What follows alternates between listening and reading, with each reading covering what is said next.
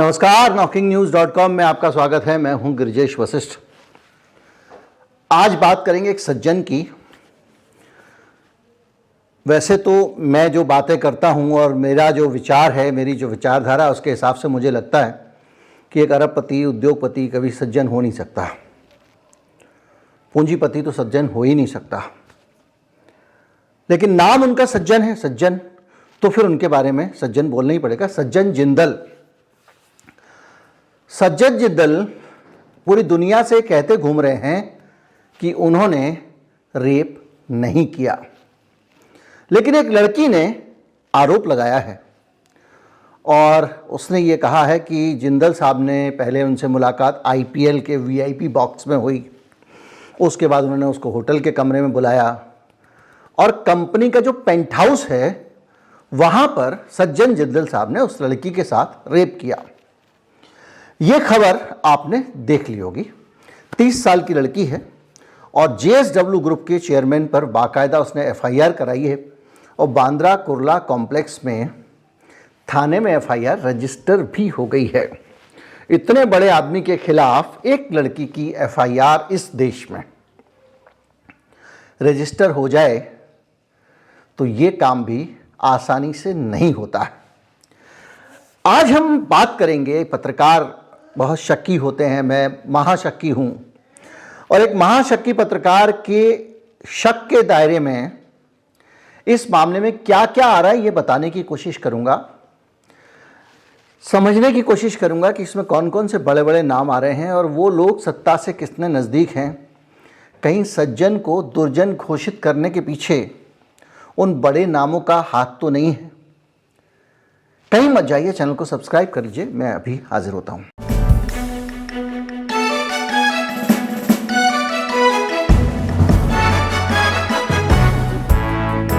जहां तक मेरे विचार और मेरी विचारधारा का सवाल है, मैं कभी भी बलात्कार जैसे गंभीर आरोप में किसी आरोपी को शक के आधार पर बचाने की कोशिश के पक्ष में नहीं होता हूं। एक महिला बलात्कार जैसे गंभीर आरोप अगर किसी पर लगाती है तो 100 बार सोचकर लगाती है, और जब भी कोई महिला किसी के ऊपर बलात्कार का आरोप लगाए तो उसे बहुत गंभीरता से लेनी चाहिए। और ये आशंका बहुत कम होती है कि किसी ने किसी पर झूठा आरोप लगा दिया। हालांकि भारत में ऐसे केसेस भी आते हैं। इक्का दुक्का कोई केस कहीं आ गया, कुछ आ गया, तो वो भी इस देश के ही सिस्टम का हिस्सा है। सज्जन जिंदल जो फंसे हैं, उनके फंसने से कौन कौन खुश हो सकता है, हम ये समझने की कोशिश करेंगे। सज्जन जिंदल भारत में ऐसे कारोबार में है जिस कारोबार से इस देश का एक बहुत बड़ा कारोबारी, जो कि इस देश के प्रधानमंत्री के बेहद नज़दीक बताया जाता है, ये आरोप लगते हैं कि उस कारोबारी को ठेका दिलाने के लिए, देश के बड़े बड़े एयरपोर्ट दिलाने के लिए इस देश की संस्थाएं काम करती हैं। ये आरोप लगा है कि मुंबई का जो एयरपोर्ट का ठेका दिलाने के लिए ईडी और सीबीआई का इस्तेमाल किया गया। जो भी आरोप ये लगते रहते हैं, उसी तरह के तरह तरह के आरोप अडानी साहब के ऊपर इस तरह से लगते रहे हैं और उनकी इस देश में एकाधिकार, उनका बहुत सारे कारोबार पर लगातार बनता चला जा रहा है। सज्जन जिंदल जो आदमी है, ये आदमी अडानी के उन सपनों में कहीं ना कहीं अड़ंगे डालने वाला आदमी है जिसमें वो इस देश के कई कारोबारों पे एकाधिकार कर लेना चाहता है। मैं ये तो नहीं कह रहा हूं कि अडानी ने ही ऐसा किया होगा, लेकिन सज्जन जिंदल का जो रिकॉर्ड है वो बड़ा खतरनाक है। सज्जन जिंदल एक कंपनी चलाते हैं, जेएसडब्ल्यू इंफ्रा। ये क्या है? ये कंपनी इंफ्रास्ट्रक्चर कंपनी है और पोर्ट के कारोबार में। भारत में करीब उसके पास 9 पोर्ट हैं, 9 पोर्ट हैं, जिसमें कोल टर्मिनल है, साउथ वेस्ट पोर्ट है, जयगर पोर्ट है, एनकोर बल्क टर्मिनल है, पारादीप आयरन ओर टर्मिनल है। यानी खनिजों से जुड़े हुए दूसरी चीज़ों को लेकर बहुत सारा इनका पोर्ट का काम है, समुद्र से माल ढुलाई का काम। तो ये कारोबार ऐसा कारोबार है जिसमें अडानी जी भी हैं और सज्जन जिंदल अडानी साहब को लगातार चुनौती देते रहते हैं। अभी हाल में कर्नाटका में एक पोर्ट का प्रोजेक्ट था, 4000 करोड़ रुपए का। अडानी से सज्जन जिंदल ने हथिया लिया था, अडानी को मिल नहीं पाया था। खबर है 17 नवंबर 2023 की। रेप का मामला दर्ज हुआ है 17 अक्टूबर 2023 को, एक महीने बाद। इसको आप एक सामान्य इत्तेफाक मानकर चलें तो ज़्यादा अच्छा है। अपने देश के बड़े बड़े लोगों पर हम बड़े बड़े लोगों पर छोटे छोटे लोग शक क्यों करें? लेकिन एक पत्रकार शक ही होता है, गलत शक भी करता है, तो इसलिए मुझे शक हो रहा है। मैं आपसे साझा कर रहा हूँ, मैं ये नहीं कह रहा हूँ कि ये ही हुआ है, बहुत सारे शक होते हैं। अब मैं आपको कंपनियों के रिजल्ट बताता हूँ, अडानी पोर्ट और JSW इंफ्रास्ट्रक्चर यानी जिंदल साहब की कंपनी। उनके अलग अलग जो रेशियो हैं, उसमें इनकम ग्रोथ अगर आप देखें उसमें भी JSW अडानी साहब से आगे है, नेट प्रॉफिट ग्रोथ में भी आगे है और रिटर्न ऑन नेट वर्थ में भी आगे है। ये आप डाटा देख रहे हैं। इसका मतलब ये है कि कमाई भी बढ़ रही है उसकी, नेट प्रॉफिट भी बढ़ रहा है और जितना पैसा उसकी संपत्ति है उस पे जो कमाई हो रही है, नेटवर्थ उसकी बढ़ रही है, उसका भी इसमें जिक्र है। यानी ये पूरा का पूरा मामला जो है ना जिंदल साहब का, जिंदल साहब अडानी को हर जगह मात दे रहे हैं, आगे निकल जाते हैं। आप जानते हैं अडानी पोर्ट, अडानी का कितना बड़ा सपना है। कोयले की ढुलाई के कारोबार में भी अडानी जी हैं, बहुत सारी चीज़ें हैं। लेकिन केवल पोर्ट के कारोबार में जिंदल साहब का कंपटीशन नहीं है। जिंदल साहब की अडानी से अडानी को टक्कर देने की, उस अडानी को जिस पे आरोप लगते हैं कि जिसको ठेके दिलाने के लिए इस देश की बड़ी बड़ी एजेंसियों का इस्तेमाल किया गया, उस अडानी को टक्कर देने के लिए जिंदल साहब हमेशा खड़े रहते हैं। और उन्होंने सिर्फ इस कारोबार में नहीं, सीमेंट के कारोबार में भी लगातार अडानी को टक्कर दी है। आप जानते हैं इस देश में एक आम धारणा है कि अडानी इस देश में सीमेंट के कारोबार के शहंशाह बनना चाहते हैं, सबसे बड़े सीमेंट कारोबारी, और उस कारोबार पे करीब करीब मोनोपोली हासिल करना चाहते हैं। लेकिन उसके बावजूद जिंदल साहब उनको सीमेंट के कारोबार में भी छकाए हुए हैं। अभी हाल में हीडलबर्ग नाम की एक कंपनी थी, उसका सीमेंट का भारत का कारोबार जो था उसको कब्जा करने की लड़ाई में भी अडानी को चुनौती देने वालों में सबसे आगे JSW वाला सज्जन जिंदल था और दूसरे नंबर पे बिरला साहब थे। ये सब चीज़ें बताती हैं कि किस तरह से अडानी साहब के सपने हैं। अडानी साहब की वेबसाइट पर लगा हुआ ये स्क्रीनशॉट देखिए, जिसमें कहा गया है कि अडानी नंबर 2 व्यापारी बन गए हैं सीमेंट के कारोबार में। नंबर 1 का उनका सपना था। मैं इस पे नहीं जाऊंगा कि कैसे ओलिगोपोली किसी भी कारोबार की किसी देश के लिए ठीक रहती है, नहीं रहती है।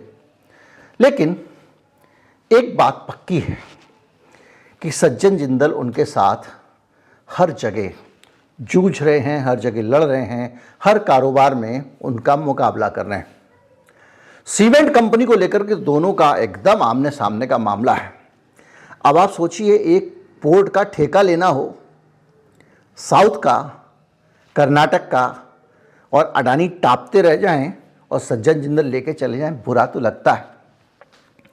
वैसे भी ये लड़ाई और ये अदावत किसी से छिपी नहीं है। इस पे कई आर्टिकल लिखे गए हैं कि किस तरह से अडानी और सज्जन जिंदल आपने सामने हैं पोर्ट के कारोबार में।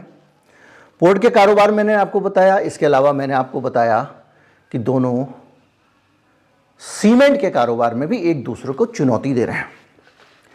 लेकिन अडानी का ये जो चुनौती देने वाला इंसान है ना, ये कोयले में, खनिज में, सीमेंट में, इसमें ही चुनौती नहीं दे रहा है। अडानी पावर आपने नाम सुना होगा, एक बिजली कंपनी है, और सज्जन जिंदल की JSW एनर्जी के साथ भी बराबर का मुकाबला रहता है। एक ग्राफ लगा रहा हूं जिसको देख के आपको पता लगेगा कि JSW एनर्जी अडानी से ज़्यादा शेयर धारक को हमेशा रिटर्न देती रही है, कुछ एक्सेप्शंस को छोड़ दें। ये जनवरी से लेकर दिसंबर तक का डाटा इस ग्राफ में लाल लकीर जो आपको दिख रही है वो अडानी साहब के रिटर्न की है, और नीली वाली सज्जन जिंदल के। तो सज्जन जिंदल एक तरह से अगर कहा जाए आम भाषा में तो अडानी साहब के कारोबार में उनकी आंख की किरकिरी बना हुआ है। सज्जन जिंदल के बारे में आपको और जानना हो तो मैं आपको बताऊं कि जिंदल साहब हिसार से आते हैं। हिसार का एक पुराना कारोबार, इनके पिताजी बहुत बड़े इंडस्ट्रियलिस्ट होते थे, कांग्रेस पार्टी से सांसद भी रहे हैं। अलग अलग समयों पर उन्होंने हर पार्टी को हरियाणा में संरक्षण दिया है। कर रहे हो समीर जी, पर इनकी तरफ से 20 करोड़ की कमिटमेंट आए कि आपने 20 ओके कर दिया, फिर एकदम 100 करोड़ हो जाए, और फिर सुनने में गलती करती होगी। हम बड़ी नॉलेज जगह बैठे थे, बात हमारी कॉफी चिकन में बैठे, बड़ा नॉलेज था वहाँ पर। हाँ जी, म्यूजिक पे चलता रहता है, बस कम्युनिकेशन एरर हुआ होगा, मैं नहीं करने वाला तो नहीं। फिर उनको ये लगा कि ऐसा तो नहीं, और बार बार इच्छा ये भी पूरी आगे 100% बता देते हैं। इन्होंने 100% आगे बोले कि जी वो कह रहे हैं कि जी आज शाम तक रुके हैं जी, समीर जी का फोन आ रहा है, नहीं होगा तो कल से न्यूज चला देंगे। तो बोले यार ये मेरे को हिसार के ही होके मेरे पे प्रेशराइज कर रहे हो क्या तुम लोग कि जी कर लो कर लो कर लो। जैसे इन्होंने बताया एक का कि भाई 15-20-25 करोड़ का, तो इतना तो वैसे ही आकर के प्यार तो ईड हमारे वैसे ही चलते रहते हैं।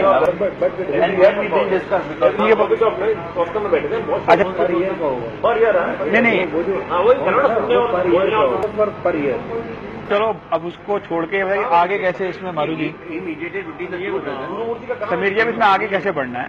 देखो नहीं एक ये भी बात है, हमारी रिक्वेस्ट ये है कि इसको इस तरह से सटल वे में दिखाएं कि कहीं दूसरे पे मैसेज ना जाए कि कहीं, है ना सुधीर भाई। देखो हमारा मैं वही ये कह रहा हूँ कि एक तो हम ये चाहते हैं इस तरह से सटल वे में जाए, कहीं दूसरों को ये मैसेज ना जाए, पता नहीं इन्होंने। और सुधीर चौधरी को आप जानते होंगे, पत्रकार सुधीर चौधरी, जिनको लोग तिहाड़ी कहकर संबोधित करते हैं। उनको तिहाड़ी कहकर जिस मामले में संबोधित किया जा रहा है वो मामला था एक स्टिंग ऑपरेशन, जिसमें वो 100 करोड़ रुपए मांग रहे थे और स्टिंग ऑपरेशन में पकड़ लिए गए थे। और उसमें वो और उनके एक और दूसरा जो बिजनेस चैनल था जी का, उन दोनों के हेड को गिरफ्तार कर लिया गया था। समीर नाम था उसका। और जिस मामले में गिरफ्तार किया गया था वो इन्हीं की सिस्टर कंसर्न थी, सज्जन जिंदल के भाई की कंपनी थी नवीन जिंदल की। नवीन जिंदल को उसके बाद 2014 में मोदी सरकार आई, कई तरह से उसको इतना ज़्यादा लपेटा गया, उसको कोयला घोटाले में ये सब किया, वो अपना साइड होकर बैठ गए। नवीन जिंदल वही आदमी है जिसने इस देश में लंबी लड़ाई सुप्रीम कोर्ट वगैरह में लड़ी और भारत के आम आदमी को तिरंगा फहराने का अधिकार दिलाया। और जो पूरे देश में बड़े बड़े तिरंगे आपको दिखते हैं ना, आसमान में तने हुए तिरंगे, ये कंसेप्ट लेकर आने वाला आदमी भी नवीन जिंदल था। तो सज्जन जिंदल सुधीर चौधरी के भी खास दोस्त हुए। सुधीर चौधरी सत्ता के गलियारों में उनकी पैठ दुनिया जानती है। अभी आज इस मंत्रालय में जा रहे हैं, 2 घंटे बाद इसमें जा रहे हैं, 4 घंटे बाद इसमें जा रहे हैं, फेमस हैं। और सुधीर चौधरी के साथ में अब नवीन जिंदल का मामला भी आ गया। तो सज्जन जिंदल उस परिवार से आते हैं जिसके दोस्तों की भले ही आपको जानकारी ना हो, लेकिन उसके दुश्मन बहुत सारे आपको पता है।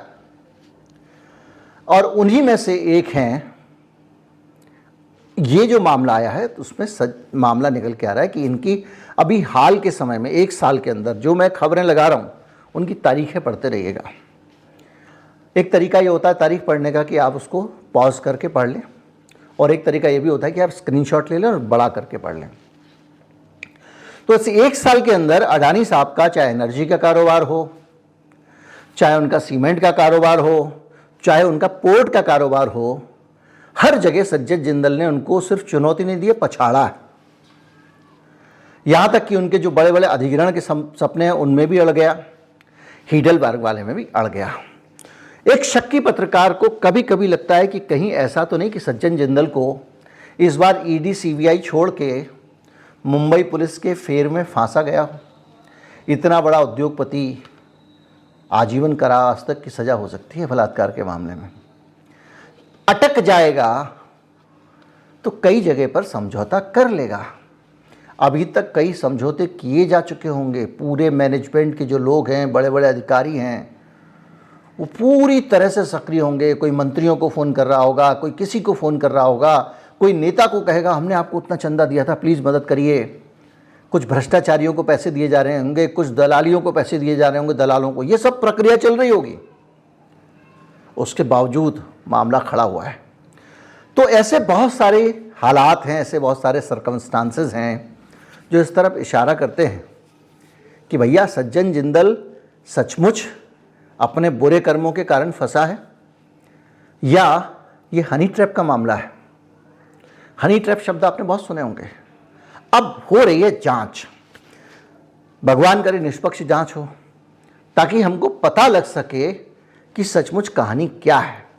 लेकिन एक बात पक्की है, सज्जन जिंदल के लफड़े में फंसने के बाद अडानी ग्रुप ने बहुत राहत की सांस ली होगी, क्योंकि अब सज्जन जिंदल का पूरा फोकस, उनकी कंपनी का फोकस ठेके हड़पने, हीडलबर्ग खरीदने, पोर्ट खतियाने, सीमेंट के कारोबार में आगे बढ़ जाने के अलावा अब सज्जन जिंदल को बचाने पर भी रहेगा। इस बीच में हो सकता है अडानी जी उनकी थोड़ी मदद कर दें और उसके बदले में वो कुछ समझौते कर लें।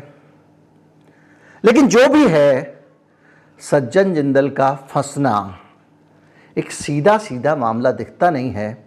इसमें बहुत सारे इन आउट लगते हैं, इसमें बहुत सारे प्रो कॉन्स हैं, इसमें बहुत सारी छिपी हुई और बहुत सारी प्रत्यक्ष चीज़ें दिखती हैं। और इन सारी चीज़ों का निचोड़ जांच से ही पता लगेगा। लेकिन मैंने आपको ये ज़रूर बता दिया कि ये जो सज्जन जिंदल हैं, ये किस प्रकार के सज्जन हैं और इनकी सज्जनता से किसे किसे कहाँ कहाँ दिक्कत हो सकती है। बाकी हम कुछ नहीं जानते हैं और हम कोई भी निष्कर्ष निकालें, किसी को बदनाम करने की कोशिश करें, अच्छी बात नहीं है। लेकिन अगर दिमाग कहीं जाता है तो बताने में भी दिक्कत नहीं है। उम्मीद करता हूँ वीडियो में आपको बहुत सारी जानकारियाँ मिली होंगी। मिली हो तो ज़्यादा से ज़्यादा लोगों तक पहुँचाएं, चैनल को सब्सक्राइब कर लें। नमस्कार, जय हिंद। फेसबुक पे फॉलो करना ना भूलें।